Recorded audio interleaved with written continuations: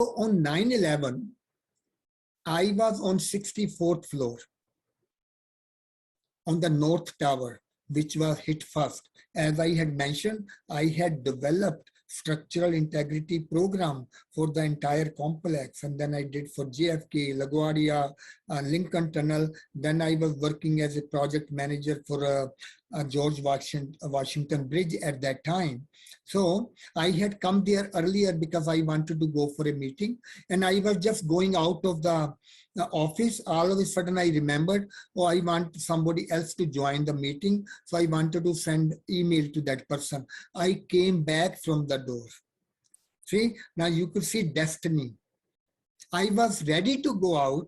I was almost out of the door from my office, and I came back and sat down. I started writing email, and that is when the plane hit the building. Our first reaction was, this is an earthquake. I remember even yelling, earthquake, earthquake, go under the table. You know, we had learned that go under the door or something like that. So I'm talking, but building is shaking this way, that way, that way. But then it came to stand still.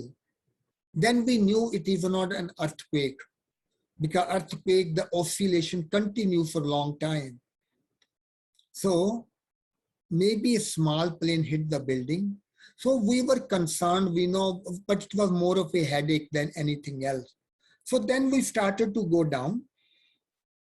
After some time, people said, second plane, second plane. And that is when everybody started to get into panic. Is it a third world war? Because nobody could imagine that we thought that the bombs are just maybe flowing around or something has happened. And this is how the attack has begun.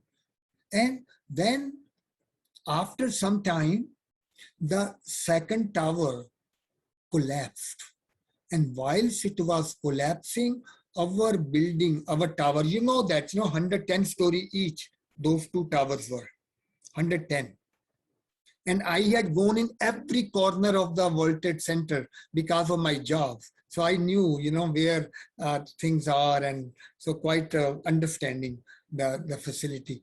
So anyway, so then when we are shaking, that is where people start to get even more panic, because of the floor is shaking, plaster is falling, and pipelines are rattling, siren is going on, high-pitched siren, and the light is flickering just like a horror movie. And that is what, we went through. And then after some time, we found out, because of the fallen tower, the debris blocked our stairs. So we could not use those stairs anymore. And we had to go to another stairs. And then there was more crowd. And as we are coming down those second stairs, all of a sudden we found a lot of water is coming down the stairs because the pipelines are broken. We were holding the handrail because the water was gushing with so much speed that we could have even gone through, flushed through it. So little by little we are going down. Then we found out we have to change even these stairs because they are broken from underneath. So those are the last stairs we had to go. And in order to go into those third stairs, we had to go through total pitch dark corridor. Water is falling on top. Water is ankle high underneath. And holding the wall, we are going. And once in a while, some these emergency lights, when they lose their life, then they flicker once in a while. We could see the dangling wires on top of us. And holding the wall, ducking down, bending down, we slowly walk. And finally, we came out of that corridor into the third stairs. And then we went down easily. And we had gone out. Just when we came out, we saw the fire, firestorm. It is like moving like this, like a tornado kind of thing. and big cladding pieces, aluminum cladding, they were really going this way, that way, big. And also debris were falling. So we will just walk under the overhang, and just slowly we walk out of the place. And we had gone out only for 4 or 5 minutes. We felt the ground is shaking, and we looked back, our tower is collapsing. We were so close to the tower. If the tower had toppled in our direction, we would have been underneath it. But of course, tower did not topple. It just came down straight. Nothing happened. But the debris, the powder, sheetrock powder, that was chasing us. We are running, and it's following us. Of course, our clothes were dirty, our hair, our jacket, and everything was dirty, our shoes. So finally we came out. I had 4 people, many people were there with me, but after we came out of the building, they started going their way. But some people wanted to stay with me. Excuse me. So we have a center on 5th Avenue near Empire State Building. I brought them, and I asked them to provide the food, and so they were given the food. They were able to call their families, and actually I talked to Dadi Janki for about 20 minutes, and Dadi Janki asked me to write my experience. So I wrote the experience right away. But what I want to share, I came home at night time when the train started to run.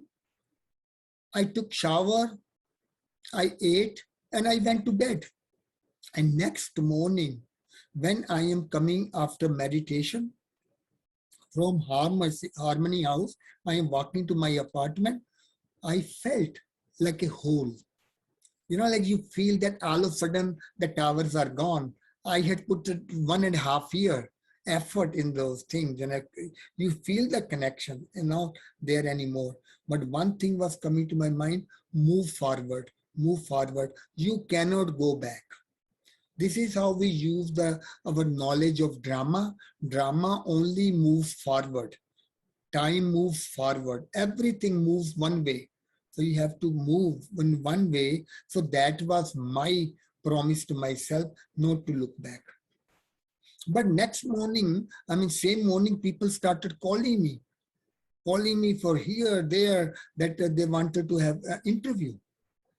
And they were asking many questions, some foreign newspaper, televisions as well.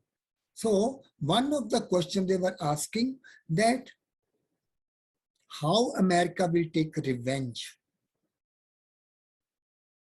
And I am telling them that today they took revenge, tomorrow we take revenge, people will keep getting killed. Where is the end? We have to stop this vicious cycle of taking revenge. We have to start the healing process, and the healing comes from forgiveness. Because Harshaba, you were asking, I should share my experiences at that time. And so I am just looking at who should I forgive. I don't know who did this thing. I'm looking around. Usually you forgive somebody who has done really terrible things in life. I'm looking around, I could not find, but I knew one person who had done many terrible things in his life. And that was me, because I knew exactly what wrong I had done in my life. So on that day, God as witness, I forgave myself for all the wrong things I had done in my life. And I really want to tell you, I felt my burden has been lifted.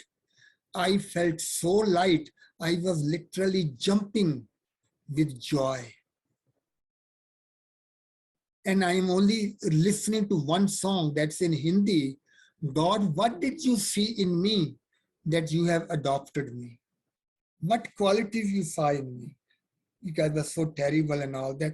But so I am just jumping with joy. And people thought I am in a state of denial, that I should be crying and all kind of things I should be doing. I should be nervous. They did not see anything in me. That has become my now nature, or nature in that sense. I try to do this. Anytime I see somebody making a mistake or doing wrong thing, rather than feeling bad about them, I forgive myself for something I have done wrong. You can try that. Your relationship with others will remain good, and you also will keep on doing good actions, and also you will also keep forgiving yourself and being light. So that was one of the things about forgiveness. Second thing, they were asking me, I was only 5 minutes away from death. 95 minutes we were in the tower, and just 5 minutes we just came out. We were so close to death. Actually, now many times I don't share this thing, but from this weekend I have started sharing. After I came out of the tower, I wanted to go back into the tower to help other people. There was one lady was very heavy and she could not walk, and she was crying and she was just sitting on the ground. I wanted to go and help. I was asking somebody, but then the police people, they told me, no, because the new other tower had already collapsed and our tower could collapse anytime. And it did after 5 minutes. But I was ready to go inside. I really wanted to go inside. That is the reality. And now I was so close. What if they say, share your experience of your fear? And I look back into those 95 minutes plus. I could not find a single minute or second when I was in fear. I'm wondering what could be the reason. You wonder. Because I'm an ordinary person. I'm not kind of macho kind of person. I never pick fight with anybody. I am just simple person. How come I did not have the fear? Only thing I could think of was, because I started helping other people, my own fear never materialized. That is where this learning. And I have seen in life, and we all have seen, you must have seen too. Anytime when you start helping other people, you forget about your own troubles, own problems. It's true or not? It's true for all of us. So that is but the question is, what kind of help I was providing? They are coming down, I am coming down with them, but the difference was other people are rushing out. Rushing means trying to go down the stairs as quickly as possible. But I was slowly coming down, talking to people, watching them, and saying hello to them, have faith in God. And they were also saying, Ram, pray for us, because they knew I'm a spiritual person. They knew about me. But when the other tower collapsed and then we came on other stairs, then the panic started growing more and more. Then even little sound will come in the tower, everybody will jump in panic, and the ladies working there, they will scream in fear. So what I will do at that time, when I see them screaming, I am in front of them, they are behind me, I will step back and bring them in front of me. I said, we are all together. Don't worry. We will all come out of the tower together. I promise. Have faith in God. Everything will be okay. Now, it is not a big deal going 2 steps behind, but it was a very big deal for those ladies, because somewhere they had this feeling that if we will be in trouble, this person is going to help us. Now, they were so happy with me. They even called me, Ram, you are our angel. That is their words they spoke. And I am just laughing inside. I say, oh my God, we make so much effort to become a better person or angel. And here you just go 2 steps behind and become an angel. But what I learned from there was that in the time of need, in the time of crisis, even your small help goes a long way. It has an exponential impact on other people. So that was my revelation. In the time of crisis, find somebody who is in more pain and sorrow than you are, start helping them, and your own pain and suffering, they will go away. That's what I learned at that time.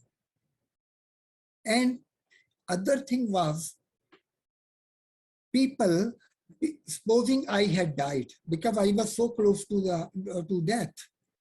If I had died, they would have put my picture in the living room with a garland around and would have said, oh, Ram was an angel, but he's dead. He died. So I would have been a dead angel. I would have been an angel, but dead angel. Now I did not die. So is it possible that I can be a living angel? Why not? That is where, again, when I use the word simplifying things, the definition of angel becomes simple. Angels appear because I did very small thing and people called me angel. It was their feelings. So I started to work with those feelings. I said the angels they appear from nowhere in the time of crisis, help people out, and before anybody knows, they fly away. So that means they don't stay back to see the result. They don't stay back to get acknowledgement or praise or any gift. So that means serving selflessly is like being an angel. And be ready all the time, wherever the need is, ever ready. And then you come with the zeal and enthusiasm. These are your wings. And supposing they start to collect the gifts, they will not be able to fly because they will become heavy. That's the reason they don't get anything from anybody. So for me, that day, I felt becoming an angel simplified. You know, many times people say computers for the dummies. That means simple ways. So it's almost like an angel becoming angels for dummies who don't know much. Simple ways of becoming angel. That was my understanding. And the other understanding I had was that all the good actions you perform in our life, we don't get result of those good actions many times. And many times good people even suffer. They say, I am a good person, but I am suffering. People take advantage of me being a good person.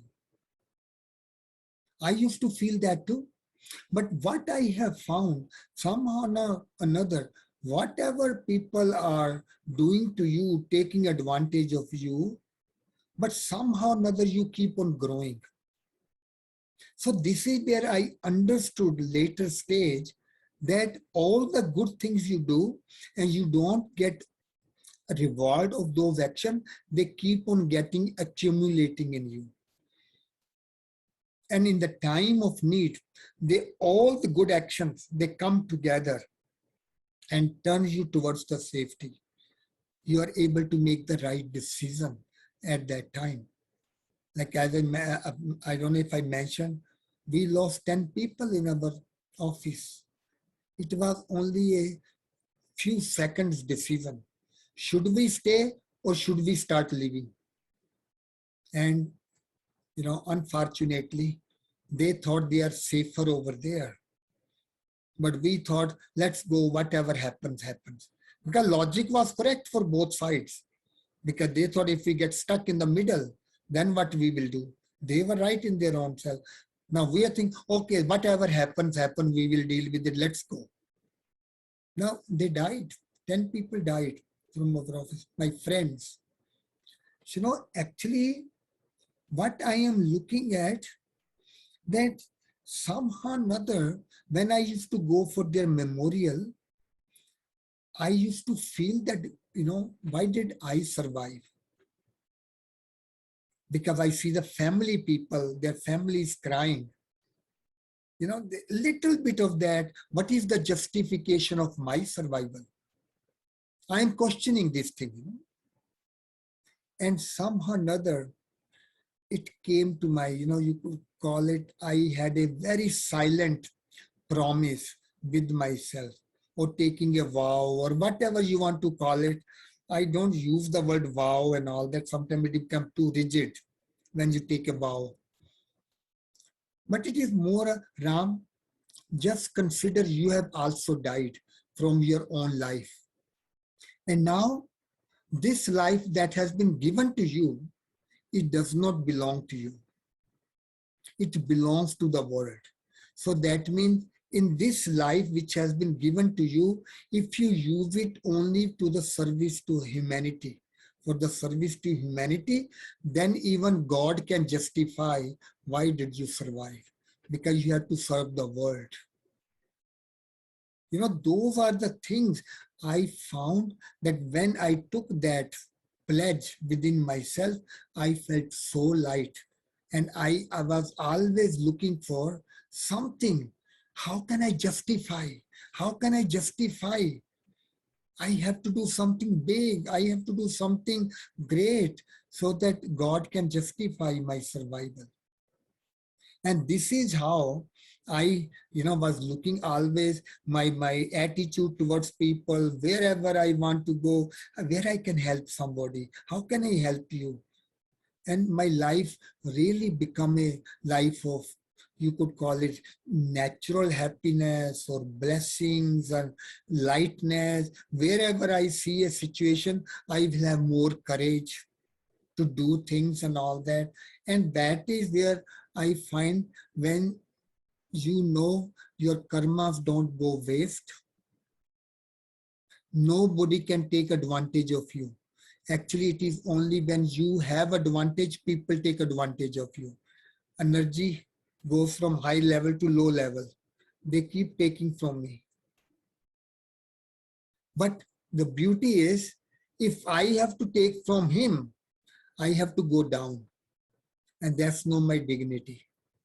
So it's not in our dignity to take anything from anybody. It's only for giving and giving.